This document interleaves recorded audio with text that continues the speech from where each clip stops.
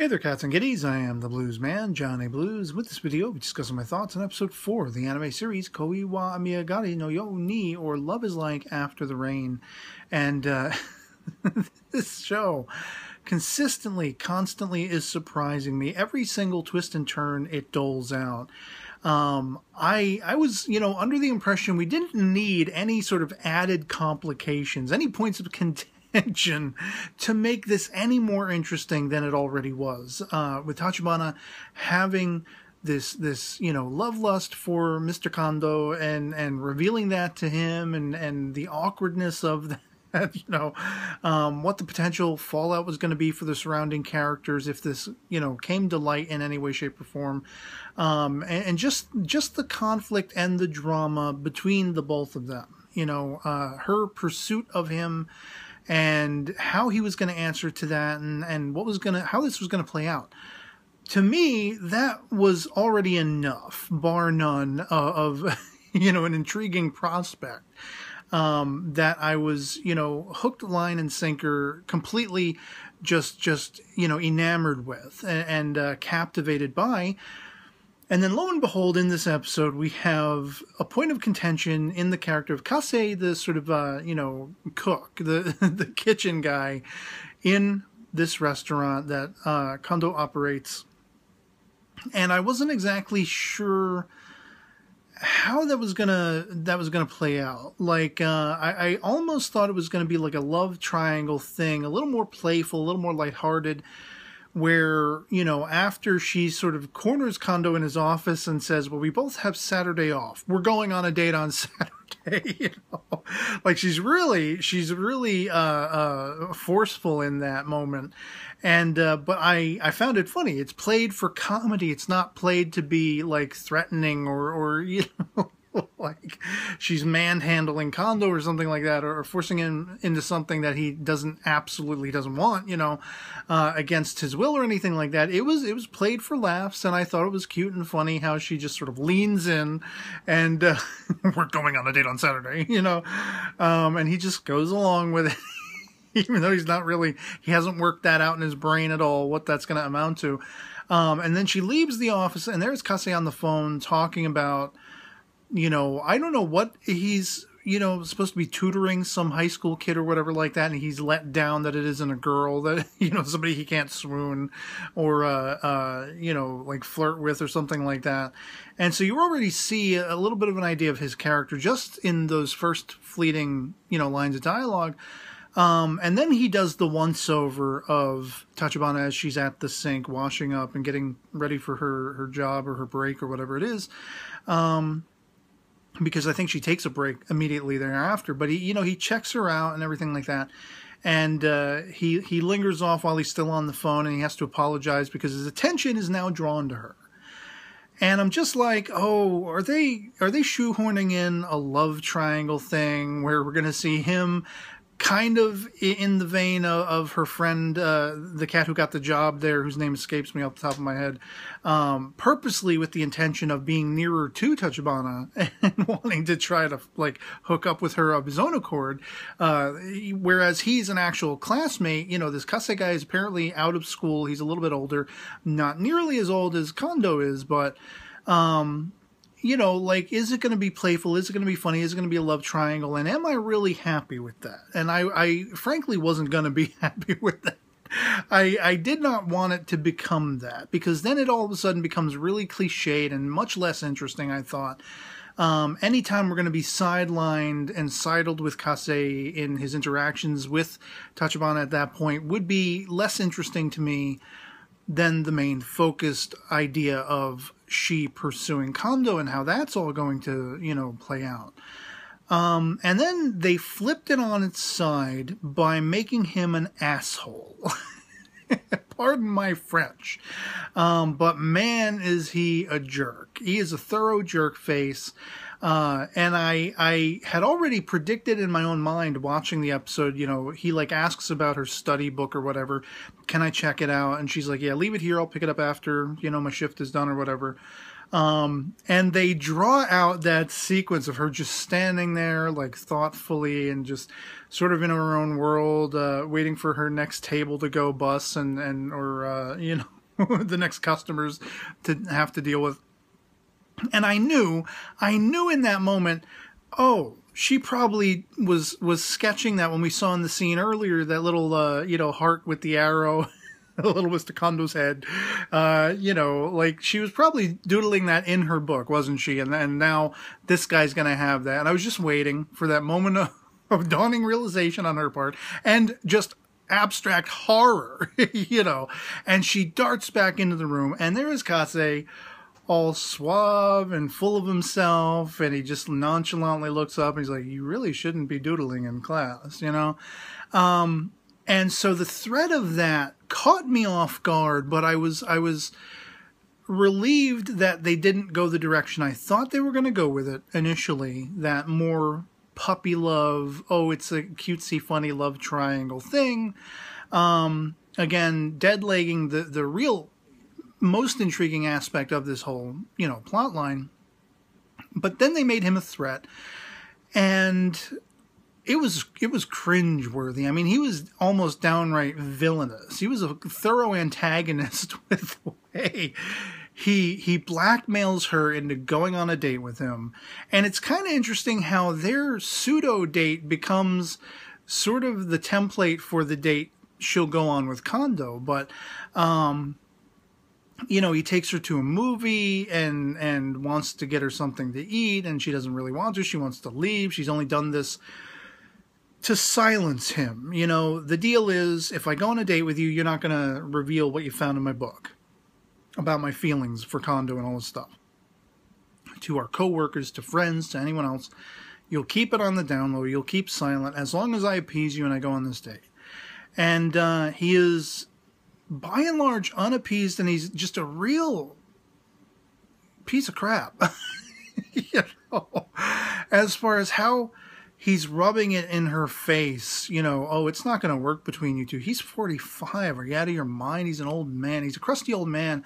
I mean, maybe shoot for a little older than yourself if you want, like, you know, a pretty guy like me, you know, is his whole demeanor and just being a real ass about it. And like, you know, he says, he calls out something that I said was a point of a topic of argument in one of my previous episode discussion videos, that arguably you could make the case that in the absence of her lack of being able to be a track runner anymore, this is where she has sort of diverted her sights, you know, seeking some level of romantic fulfillment where that other fulfillment will no longer be, you know, sort of equating for her, you know, no longer be able to sate her. And he makes that case and he throws it at her. I mean, he literally hobs it at her like a, you know, a flaming arrow. And to see the wash of pure rage come across her expression, I was like, whoa. You know, I didn't expect the tide of the episode to turn in this direction to begin with, and then her reaction, completely understandably so, was she enraged. And that much more so when he, you know, he's grabbing onto her. He's like putting his hands on her, and I'm like, especially as an older brother who is the guardian of a younger sister, I'm like, dude, F off. Put your hands on her again. I'm going to come in there and break your neck. So he gives chase, and she, you know, finally Kondo calls, and that interrupts the scene, and she runs away. And this D-bag has to follow her and has to just, you know, gloat and revel in the fact that it's his opinion that she's just going nowhere with this. You know, what she's pursuing, it's never going to amount to what she wants it to. There's no hope. There's no joy at the end of that diversion for her and all this kind of stuff. And she is giddy as a schoolgirl. Now, her behavior with all of her interactions with Kondo in this episode, it's the first time where I start to sort of sit back on my haunches And I'm starting to think, is this really just sort of puppy love? Is this really just a passing phase that potentially she's going to grow out of? Because she has a really like little girly excitement. She's all hopping about when Kondo calls her and is like, well, all right, I'll figure something out. Like, I don't know where you want to go, but we'll figure something out. Just at the promise of their having a date. And she's bubbly and she's loving it. And I mean, that's not to say if you feel that way about being around someone, you're childish or you're immature. I don't mean to imply that, but the way they lingered on it, the way they played it up, it seems to me that maybe they're trying to suggest that she is still very immature and still very youthful, and she hasn't really thought this through necessarily. And it's just about the excitement in the moment for her. You know, I don't know if that's a really warranted opinion or, you know, sort of a thing to conclude, you know, at this rate. But, you know, then it's also at the end, her behavior at the end. She wants to save the receipt to commemorate the occasion. She wants to save the movie pamphlet or whatever it is, and gets really upset when her mother has mixed the two, the bad date and the good date. And again, these are all, I don't mean to undermine or demean these behaviors. I have done these things as well. You go to a movie that's a just spectacular experience. You want to commemorate that. You want to save the memory of that. And if you weren't able to take video or photographs, you'll keep the movie ticket, the stub, or whatever. I don't mean to undermine her behavior in that light. It's just I'm seeing her a little more childlike. I don't want to say less mature, but a little more childlike in her fascination and her excitement. So I do wonder if there is something to be said for the argument Kase makes in the age difference. You know, I don't put a lot of stock in the age difference. If these two people come together and they find each other and they really, you know, fill a void for each other and complement each other and really get something satisfying out of being with each other, then that's really what matters more than anything else. But for the purposes of this being fiction, and for the purposes of there being a director who's focusing on these, you know, things in particular in every which way an episode bobs and weaves, why linger on those things? You know, except for the fact that you're trying to make a suggestion. You're trying to put forth a vibe about her character. And I don't know if we're meant to hold that opinion that there is something lesser going on, you know, behind those eyes, behind those beautiful eyes of hers. That maybe there is an immaturity, maybe there is a more childlike fascination that she has yet to grow out of. And then where that questioning, that line of, you know, speculative thought sort of begins to taper out is the focus they then put on Kondo. When he and Tachibana have their follow-up date, which again is revisiting the same movie. And I love how the one guy in the crowd, through both times they go to see this movie, he's like passive and then he's like, he makes the same face. Whatever's happening on screen, it just got me laughing both times. As soon as I saw him the second time around, I'm like, I eagle-eyed him because I knew he was going to make the face again. And it was hilarious. But they go to the movie. They go to the same little cafe and they have tea. And Kondo is really anxietized. I could really, really, you know, empathize with what he's feeling because there's nothing but younger people all surrounding. And as I spoke about at length in one of my previous episode discussion videos, he feels like he's over the hill. He feels like he has nothing left to offer, no hope, no dreams. He has already lived whatever aspect of his life he considered livable, wherein he could do things, he could accomplish things, he could reach certain heights, he could post goals for himself and try to attain those. He feels like, for all intents and purposes, the best parts of his life are long since past him. And so that self-conscious nature, that anxiety, that, you know, that social anxiety, but also that ageist anxiety and being around Tachibana, who really makes him hearken back to that nostalgic time of old where he was more youthful, where he could answer to her youthfulness. You know, he wishes he could answer to her in that way. and he's really having a hard time being around her, because he really, you know, without realizing it, I think he holds her up on a pedestal.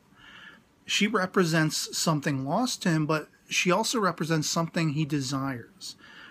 And I don't mean, you know, sexually or his fascination for her. He desires her in that way. He desires that youth. He desires that freedom. He desires all those aspects of his life. You know, he almost speaks about his youth as having been mournful. And his relationship with his former wife was kind of a saving grace for the small amount of time that it, you know, impacted his life before they would eventually split. And so she represents all those things to him, and she is hoisted up on a pedestal that he sort of looks up upon in awe, you know, but whereas he is enamored with her, he is not capable of seeing her in a way that doesn't make him recoil, because he feels like he's worthless. He feels like he's not answerable to that he is, you know, maybe not worthy of her affections and her attentions. And that is where it gets me right back into the intrigue and the captivating nature of how they're doling out the story and the main crux of the plot. You know, I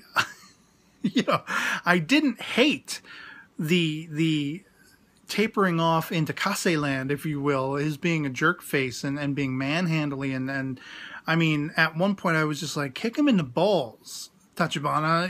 You know, he gets up in your face again like that. Boom. Send him up into the back of his throat. And, but, you know, she conducted herself well enough. She reined it in well enough and was, you know, very stoic, even though she was livid. And I could understand exactly why she was. But again, the meat and potatoes of this show for me is the dynamic, the relationship, the interplay going on between she and Kondo, and how that's going to play out. And maybe I was being foolish to think that, oh, there won't be any obstacles or really points of contention that they'll shoehorn in or they'll fit into the story anywhere. It's just going to be focused on them and that dilemma. And that's what was the most interesting. Maybe I'm just being foolish in thinking that there wouldn't be anything added to that. You know, so we have a Kase character come along and enter the fray and be the jerk as he is, and you know, be an offshoot of the main directive of the story. I don't know. You know, it was unexpected on my part. I didn't really enjoy his character. I think overall it was interesting, but I kind of just wanted to choke him. And, you know, the saving grace was getting back to the focal point of the story with Kondo and Tachibana going on their date. And it just leaves me, again, all over again, intrigued to find out where this is going to go, how this is going to play out. I love this show thus far. I think it is my top #1 favorite of the winter 2018 season. I've said that before in several videos. And, you know, while this episode was a little more frustrating because of the Kase character, mostly because he was an asshole, pardon my French once again, but even more so just because it was an unexpected twist in the story I didn't see coming. I didn't think was going to actually be a thing, like that they would, you know, employ those kinds of devices.